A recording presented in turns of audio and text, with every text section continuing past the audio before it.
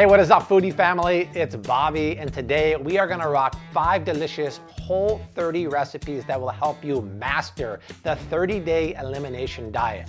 Hey, just because the 30 days means you're getting rid of a lot of foods doesn't mean you have to eat bland food. All of these recipes are delicious, easy to make, and super creative. Before we get started, hook me up and subscribe to my channel because every single week we are rocking out some of the best, most tasty recipes here on YouTube, and I would love for you to join the Flav City community. All right, first up is a Whole30 recipe with monster flavor. We're gonna make some sour orange glazed shrimp served with roasted cauliflower drenched in a coconut curry sauce that is so darn good you can pour it over an old shoe and that would taste delicious. Here's how you do it. This recipe starts with the florets of 2 heads of cauliflower. Go ahead and drizzle over a couple tablespoons of avocado oil, a good pinch of salt, a few cracks of black pepper, and then strip over some fresh thyme leaves directly on the cauliflower.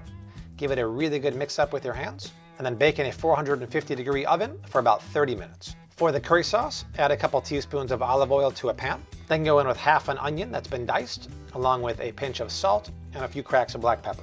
Cook that for about 5 minutes, and then add 2 cloves of garlic that have been finely minced. Next, peel some fresh ginger. I like to use a spoon for that.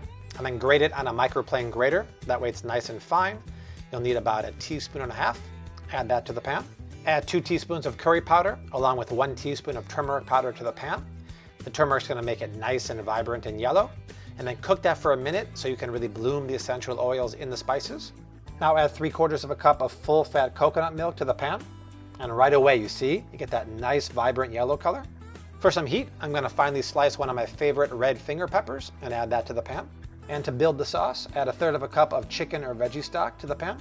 Let the sauce cook for about 10 to 12 minutes until it's reduced by half. And you can see the texture is nice and thick and creamy.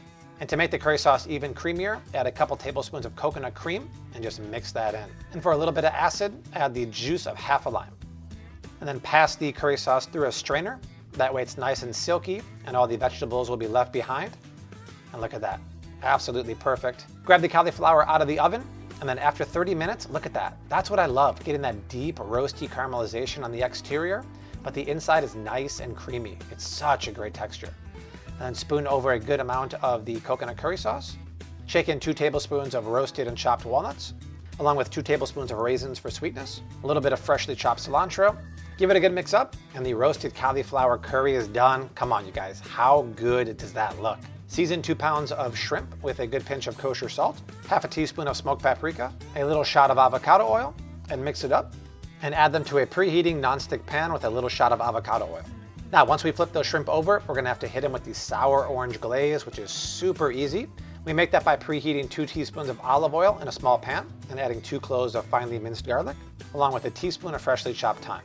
Let that cook for 5 minutes, and then add 3/4 cup of freshly squeezed orange juice, and then add 3 thinly sliced pieces of lime directly to the pot, along with a 1/4 teaspoon of salt and a few cracks of black pepper. Let that cook for about 5 minutes until it's reduced by half. Mix together 1 teaspoon of tapioca starch with 2 teaspoons of water.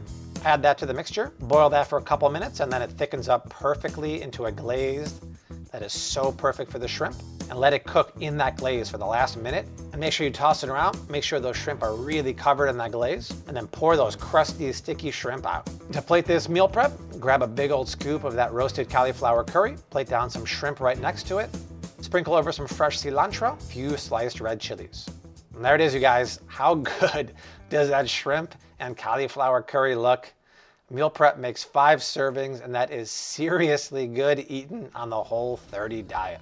Next up is some clean eating comfort food. We're gonna take some pork chops, pound them thin, and then stuff them with pistachios, olives, and spinach, pan sear them, and finish them in a big pot of braised cabbage with herbs and tomatoes. It is next level flavor, and here's how you do it.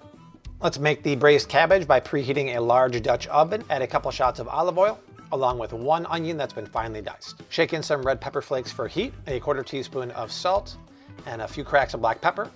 Give that a mix up and cook it for about 7 minutes. Then add 3 cloves of garlic, along with 1.5 teaspoons of sweet paprika. Once the veggies have cooked down, add 1 pound of vine-on tomatoes that have been roughly chopped, and 3.5 pounds of green cabbage that has been finely shredded by hand. That cabbage needs some love, so pinch over just under a teaspoon of kosher salt and a few cracks of black pepper. For the cooking liquid, add 4 cups of chicken broth or stock to the pot, slap a lid down, and then cook it over medium-low heat for 1 hour. 10 thin-cut boneless pork chops in front of me. To make them even thinner, place it in between a zip-top bag and just pound it down and out. Make sure you don't tear a hole in there.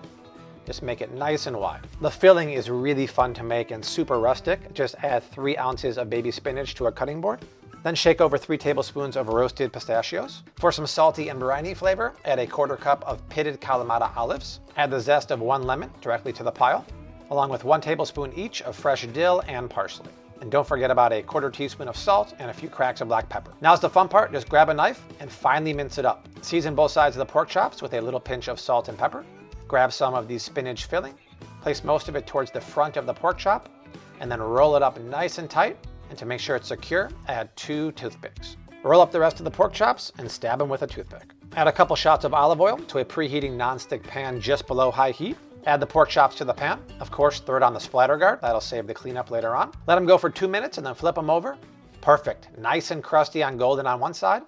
Let them go another 2 minutes and then open up the pot of cabbage. That looks really good after an hour. And then nestle the pork chops directly into the cabbage and kind of push them down so they're submerged. Toss a lid down and let them cook for another 10 to 20 minutes until the pork chops are cooked through. That looks perfect. And shake over some more fresh parsley and some fresh dill. And we're done. To plate this meal prep, scoop in some of that soft braised cabbage with tomatoes into a glass meal prep container. Add some of the pork chops. And then look, when you cut those pork chops open, a pinwheel of beautiful deliciousness that makes 5 meals for the week. Whole30 and loving it. Let's stay in the comfort food space and make a delicious chicken Whole30 recipe. This is my fennel spiced chicken breast, pan-seared and cooked in a creamy coconut mushroom sauce and served with cauliflower and broccoli mash. It is straight up delicious food, and here's how you do it. This recipe starts with 5 boneless, skinless chicken breasts. To make them more flat so they cook more evenly, I like to pound them between 2 layers of plastic wrap. Just pound down and out using a wooden rolling pin. That makes them more flat. There's more surface area so they get more brown and they cook quicker. For the spice rub, scoop in 1 teaspoon of fennel powder, 1 teaspoon of garlic powder, and 1 teaspoon of onion powder. Give that a good mix up. Sprinkle over a good pinch of salt on the chicken along with some spice rub. Flip it over, add some more salt and some more spice rub. And then allow the chicken to sit at room temperature for 20 minutes. Add a good drizzle of olive oil to a large nonstick pan preheating over medium-high heat. Add the chicken and let them cook for about 2.5 minutes without touching them. Give it a flip. Perfect. Nice and crusty, but still raw on the inside. Let them go another 2 minutes and then get them out of the pan. At this point, they're nice and seared, but they're raw in the middle. To make the mushroom cream sauce, add 10 ounces of cremini or baby bella mushrooms to the pan. Let them cook for about 8 to 10 minutes. Then you can pinch in about 1/4 teaspoon of salt and a few cracks of black pepper, and then spill in 1/2 cup of chicken broth or chicken stock to the pan and 1/2 cup of full-fat coconut milk. After it's been cooking for about 10 minutes or the sauce has reduced by half, add the chicken breast back to the pan and then gently simmer for another 6 minutes until the chicken is cooked through and that mushroom cream sauce has really infused its flavor into the chicken.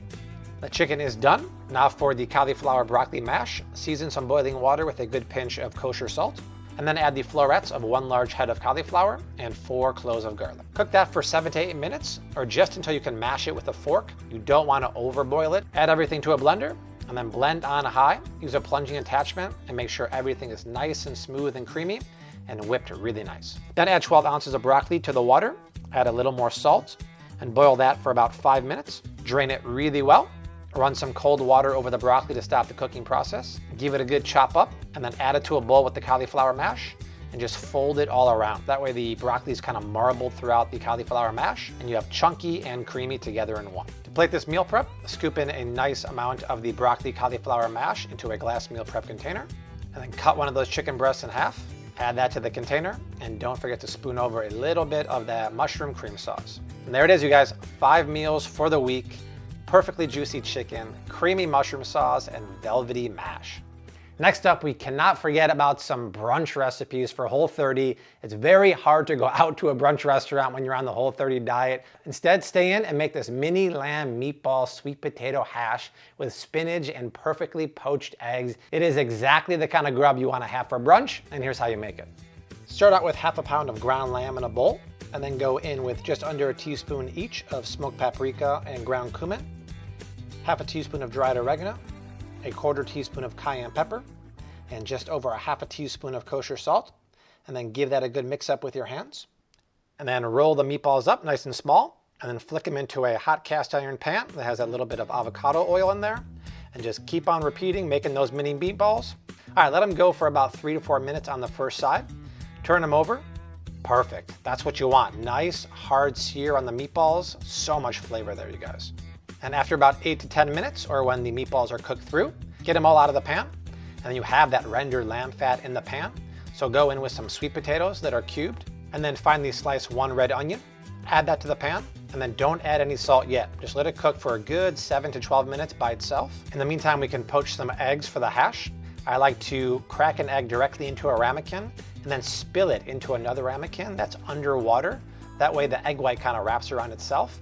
I let them cook for about 3 minutes and then take them out of the pan, making sure the egg yolk is still soft and jiggly. Getting back to the hash, let's add a good pinch of salt to the veggies. Go ahead and add half of a red and half of a yellow bell pepper that's been finely diced to the pan. Cook that for a couple minutes, and then grab 3 ounces of baby spinach, give it a rough chop, and then add it to the pan. Get the meatballs back in there. After a couple minutes, the spinach wilts down nicely. Grab a handful of fresh basil, wrap it up into a tight cigar, and then finely slice it and add that to the pan. Give it a good mix up. Don't you love those colors? And here's the best part, cut into that runny egg yolk. And there it is, you guys, the ultimate Whole30 breakfast mini meatball hash. And it's a meal prep for make ahead. You gotta love that. And if you're still in the mood for some more brekkie or brunch recipes after that hash, I have a lamb sausage frittata that is Whole30. I'll put that recipe down in the description box. All right, last but not least is a cauliflower fried rice with chicken dish that is fantastic. It's loaded with veggies like snow peas and broccoli, juicy cauliflower rice, and Chinese 5-spice crusted chicken thighs. Here's how you make it. This recipe starts with 5 boneless, skinless chicken thighs. Go ahead and pinch over a good amount of kosher salt and some Chinese 5-spice powder. Flip over the chicken and do some more salt and some more Chinese 5-spice powder and let it sit at room temperature for 20 minutes. Then drizzle some avocado oil in a large non-stick pan that's preheating over medium-high heat. Add the chicken thighs and let them go for 5 minutes without touching them. And then once you flip that chicken, look at that spice crust, you guys. There's so much flavor there. Let the chicken go another 4 to 5 minutes. Get it out of the pan, and look at those chicken thighs. So darn tasty. Okay, let's move on to the cauliflower fried rice. Using the same pan set over medium heat, add a shot of avocado oil, then go in with a boatload of broccoli florets, snow peas, and onions. Once the veggies have been cooking for about 5 minutes, add 3/4 of a cup of sliced red cabbage, along with 3 cloves of minced garlic, and then grab some fresh ginger that's been peeled, and finally grate 1 teaspoon of that and add it to the pan. Give that a good mix up, and then it's my favorite part of this recipe, the scrambled egg. So go ahead and crack 3 eggs into a large bowl, and then make a well in the middle of the pan, and then pour the scrambled eggs directly in there, and whisk them up really good with your spatula. And then for the star of the show, the cauliflower rice, go ahead and add 5½ cups of freshly grated cauliflower rice. It does make a difference if you freshly do it yourself as opposed to buying frozen from the store or pre-grated. Then to season the fried cauliflower rice, add 2 tablespoons of coconut aminos, about 1 heaping teaspoon of sambal oelek chili paste, and 1 teaspoon of toasted sesame oil, and give it a really nice mix up. Cook the cauli rice for 1 more minute, and then get it out of the pan, and it's done. To plate this dish, grab a nice big scoop of the fried cauliflower rice. Come on, you guys. Thumbs up if you think that looks proper. And then grab one of the chicken thighs, slice it up. Look how juicy that thigh is. Put it on top of the cauli rice, sprinkle over some sliced green onions, and a little bit of toasted sesame seeds. And there it is, you guys. Fried cauliflower rice with 5-spice crusted chicken makes 5 meals for the week for some seriously tasty Whole30 meal prepping. That is it, you guys. All 5 recipes are down below in the description box to help you rock the Whole30 diet. If you want to see more Whole30 recipes or other dietary recipes, let me know. Share this video. If you want to see more recipes, they are streaming below me right now, but I will see you really soon. Until then, #keep on cooking. Peace.